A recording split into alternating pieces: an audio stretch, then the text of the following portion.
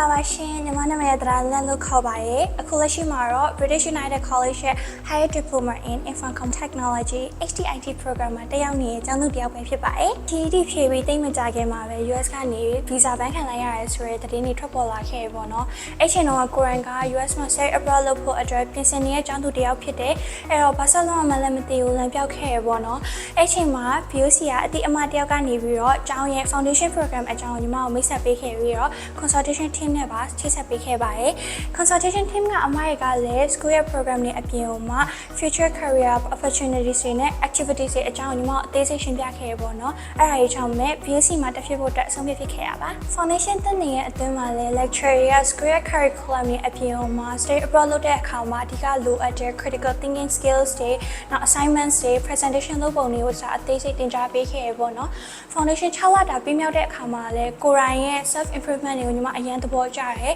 အဲ့ဒါကြောင့်ပဲ higher diploma ကို VOC မှာပဲဆက်တက်ဖို့အတွက်ရွေးချယ်ဖြစ်ခဲ့ရပါညီမအခုလက်ရှိတက်ရောက်နေတဲ့ HTIT program မှာဆိုရင်လည်း IT နဲ့ပတ်သက်တဲ့ theory တွေ practical skills တွေကိုသင်ကြားပေးရပေါ့နော် module တိုင်းမှာဆိုရင်လည်း individual assignments တွေ group တွေရှိတဲ့အတွက်ကြောင့် teamwork skill problem solving skills တွေလည်းတိုးတက်လာခဲ့ပြီးတော့တကယ် IT work industry အတွက်လည်းလိုအပ်တဲ့ requirements တွေကိုလည်း support ပေးရလို့ထင်ပါတယ် HTIT program က technical knowledge နဲ့ practical skills တွေကိုသင်ပေးနိုင်တဲ့အပြင်အနာဂတ်မှာဆက်လက်တက်ရောက်ဖို့အတွက် bachelor degree နဲ့ IT work industry မှာ career တစ်ခုတည်ဆောက်ဖို့အတွက်ယုံကြည်မှုနဲ့အရေးအချင်းတွေကိုလည်းတိုးတက်စေပါတယ်အကြိုက်ဆုံးဘာသာရေးဆိုရင်တော့ International Foundation Program မှာဆရာဦးမြင့်သင်ပေးခဲ့တဲ့ Math and Study ဘာသာရေးဖြစ်တယ်ပေါ့နော်သင်္ချာဆိုရင်ပုံမှန်အဖြစ်ပြင်းတယ်လို့ညီမကိုယ်တိုင်ခံစားခဲ့ရတယ်ဒါပေမဲ့ဆရာရဲ့သင်္ချာအချိန်ကလုံးဝကိုပြင်းမှုလည်းမကောင်းဘူးနောက်ဆရာကိုယ်တိုင်ကအသင်ပြလည်းကောင်းတယ်နောက်ပြီးဆရာရဲ့ personalities ကလည်းလုံးဝကိုပြောဖို့ကောင်းတယ်ပေါ့နော်အဲဒါကြောင့်သင်္ချာသင်ရတဲ့အချိန်အရင်ပြောဖို့ကောင်းခဲ့ပါတယ် School ရဲ့ environment က neutral ပြီးတော့ supportive ဖြစ်တယ်လို့ခံစားရရပေါ့နော်